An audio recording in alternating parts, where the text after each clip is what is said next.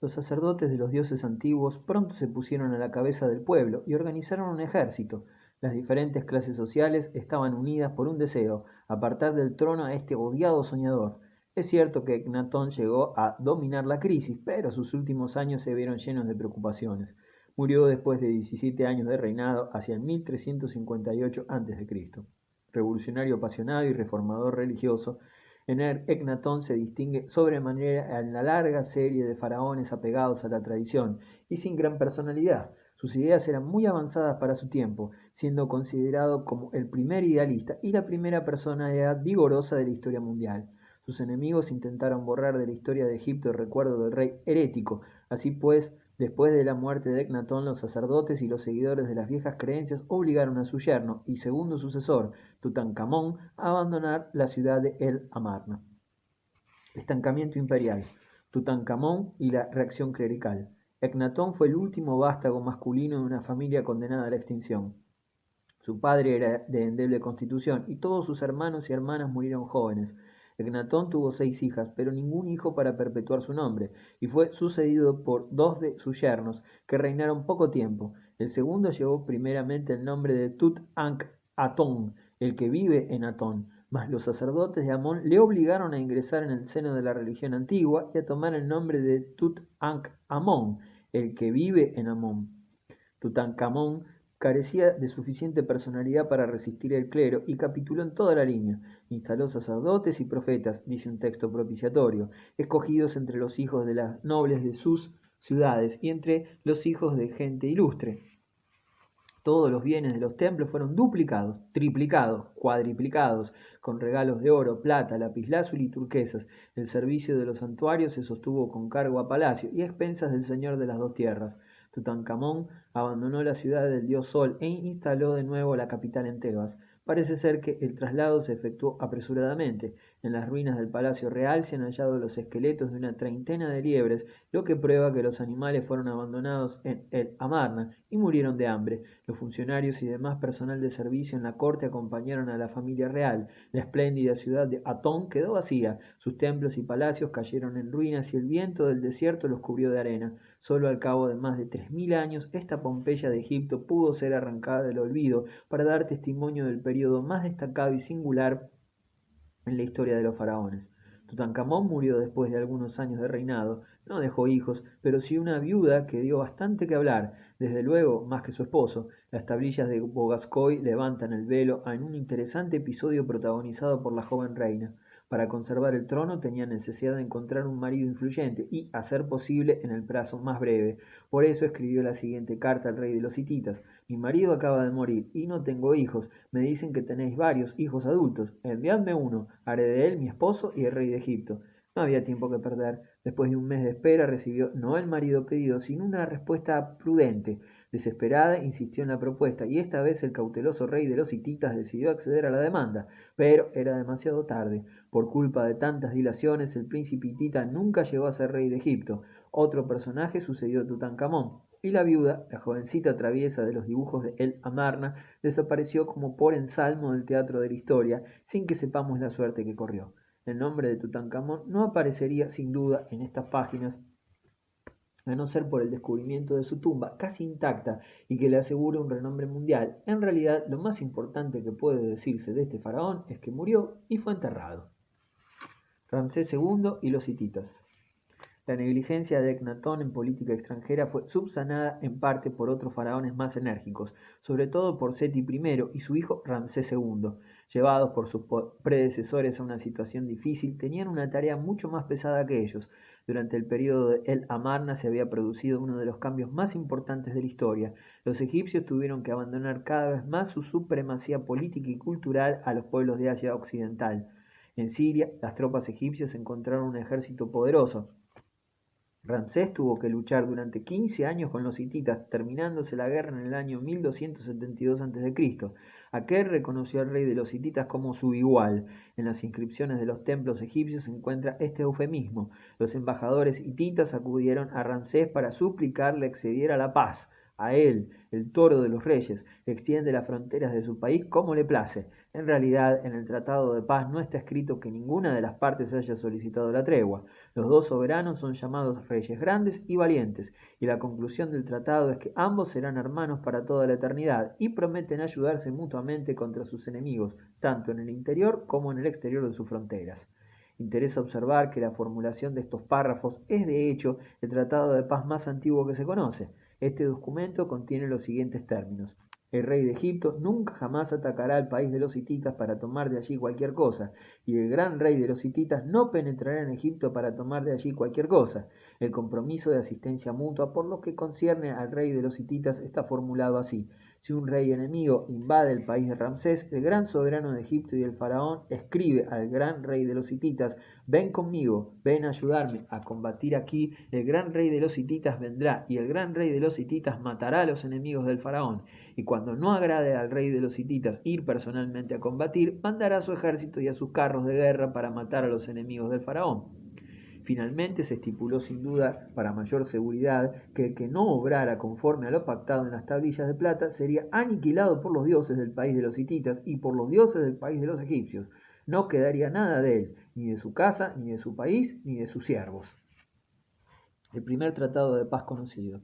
Este memorable tratado de paz data del año 1272-1271 a.C. Está redactado en lengua acadia, que en esta época era el idioma diplomático del cercano oriente, y fue escrito en caracteres cuneiformes sobre una tablilla de plata. No se conserva el texto original, pero se han encontrado traducciones egipcias en escritura jeroglífica en algunos templos de Ramsés II. Asimismo, detalle importante, existen dos copias idénticas del texto del tratado en los archivos del reino hitita en Bogascoy, que pertenecían al rey y con las cuales se ha podido garantizar la exactitud de las traducciones egipcias. Después de la firma del tratado, la reina de los hititas envió una carta de amistad a su hermana, la esposa de Ramsés II, expresándole sus votos por la felicidad de la reina de Egipto y congratulándose de la gozosa paz y de la fraternidad verdadera que unen al gran rey de los hititas y al gran rey de Egipto. La reina egipcia respondió con otra carta de agradecimiento, de la que transcribimos este párrafo: que el dios del sol y el dios del viento os guarden la cabeza levantada, y pueda el dios sol conservar la dulzura de esta paz y hacer durar eternamente la fraternidad entre los dos grandes reyes. Yo también hago pacto de amistad con mi hermana, ahora y para siempre. Lástima que el resto de la carta se haya perdido.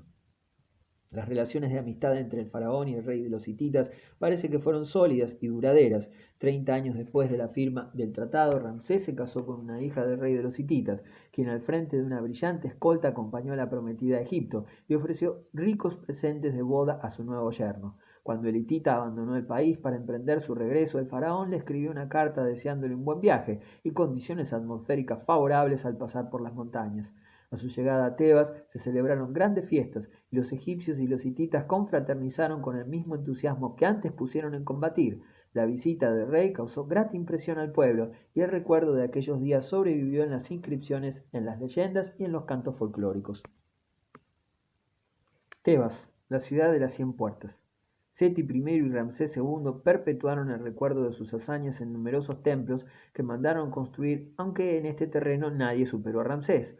Erigió templos desde el delta en el extremo norte del país hasta el interior de Nubia, al sur. El más meridional, el de Abu Simbel, tiene unos colosos tan inmensos que casi ocupan la totalidad de la superficie plana de la fachada. Tales colosos tienen el cuerpo sumariamente tallado, pero sus rostros trabajados con más detalle causan una impresión de turbadora serenidad. En el templo de Hathor, 4 estatuas escoltan a la reina Nefertari, de pie y con la pierna izquierda adelantada, observa el profesor Pierre Gilbert. Surgen en medio relieve de las ranuras de la roca, responden a la llamada de los colosos de enfrente. La reina, como una diosa, va hacia su regio y divino esposo, matrimonio sagrado que simboliza también el humano. Ramsés II quiso fijar una esperanza de amor, glorificando en consonancia con las montañas sus ideas de gloria y de la reina preferida. Más que cualquier otro faraón, Ramsés II es el fundador de la Tebas que Homero canta como la ciudad de las 100 puertas, cada una de ellas con capacidad suficiente para dar paso a 200 soldados conduciendo sus carros de guerra. Sobre el asentamiento de esta capital de la antigüedad, en la orilla oriental del Nilo, se extienden hoy los pueblos de Luxor y Karnak. ¡Qué espectáculo y qué mundo de inefables sensaciones se experimentan aquí! A pesar de todos los trastornos y destrucciones, Tebas se impone siempre por la majestad de sus ruinas. Entre los recuerdos de la grandeza de Tebas, el templo de Amón es el que produce una sensación más profunda. Ningún edificio de nuestra época puede rivalizar en importancia con este santuario, cuyas ruinas se extienden a más de 1 kilómetro de superficie. Este templo posee el peristilo más grande que jamás se haya construido. Durante siglos, varias dinastías estuvieron trabajando en el engrandecimiento y embellecimiento de Karnak. El templo de Karnak estaba construido de tal forma que en el solsticio de verano el sol salía precisamente por el centro de sus dos majestuosas hileras de columnas. En cada inscripción y en cada dibujo se refleja un aspecto de la historia de Egipto, recogiendo lo más brillante de la misma. Faraones como Tutmosis III, Seti I y Ramsés perviven en estas estatuas, relieves e inscripciones que describen sus campañas, sus combates y sus victorias, el servilismo de los pueblos vencidos y la ofrenda de los prisioneros al dios Amón, grabados en los muros del templo. Hay inscripciones de victorias, agradecimiento a los dioses, el haber dado aliento a los ejércitos egipcios. Este templo debió ser una verdadera maravilla en la época de su esplendor, cuando los muros, pilares y techos brillaban con 1000 colores, centelleando con reflejos de oro y plata y diamantes de la India y Etiopía.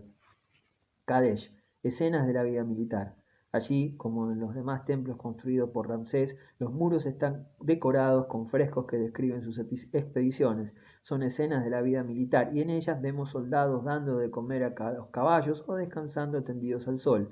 El personal de la impedimenta está atareadísimo. Hay que descargar los asnos, lo que no parece fácil, y preparar el rancho para la tropa. Pero de pronto la tempestad se desencadena sobre el campamento. Los hititas. El faraón salta sobre su carro de guerra, penetra en las líneas enemigas y atraviesa a los adversarios con sus flechas. También se ve el rey de los hititas con su carro, pero huyendo, y con la cabeza vuelta para echar una mirada de angustia hacia el faraón, que le persigue de cerca. Uno de los cuadros presenta a los espías del enemigo azotados por los soldados. Otro, al faraón mandando contar los cadáveres del enemigo y ordenando el destino de los prisioneros. Dice, la batalla de Kadesh, 1288 a.C., entre egipcios e hititas es la primera de la historia de la que conocemos datos concretos de táctica militar.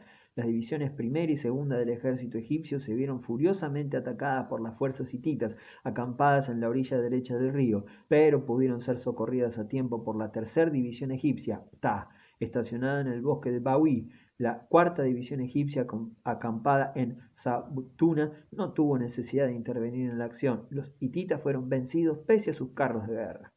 Los acontecimientos no fueron tan simples como los describió el gráfico, como parte oficial de guerra de Ramsés II. La parcialidad tan manifiesta como suelen serlo todos, casi siempre, en el transcurso de la prolongada crónica humana. Los historiadores modernos nos narran otros aspectos de este famoso encuentro militar, denominado la Batalla de Kadesh, en la confluencia del río Orontes y uno de sus tributarios, mientras el faraón Ramsés se dirigía lentamente hacia la llanura situada entre ambas cadenas del Líbano, se presentaron ante él dos beduinos que pretendían ser desertores del ejército hitita y que en realidad eran espías, y le anunciaron que el enemigo se retiraba hacia el norte, en dirección a Alepo. El faraón cayó en la emboscada y junto con la división del general Amón apresuró la marcha para llegar a Kadesh y tomar la ciudad. Entretanto, el rey hitita, Mutalu, maniobraba de manera que pudiese atacar de flanco a los egipcios y cortarles la comunicación con sus fuerzas de reserva que quedaban más al sur. Por suerte para Ramsés fueron apresados otros espías hititas que confesaron las maniobras de Mutalu. El faraón pudo así reaccionar oportunamente y mover sus refuerzos a toda prisa, a excepción de la cuarta división del general Sutek, que se hallaba en Sabtuna, demasiado lejos para intervenir a tiempo. Mutalu precipitó su ofensiva y los carros hititas arrollaron a la segunda división egipcia, aniquilándola. Ramsés resistió como pudo mientras esperaba refuerzos, junto con Amón, fatigado y desmoralizado por el cansancio de la marcha anterior y por la imprevista dificultad, suscitada cuando los egipcios creían obtener una victoria fácil.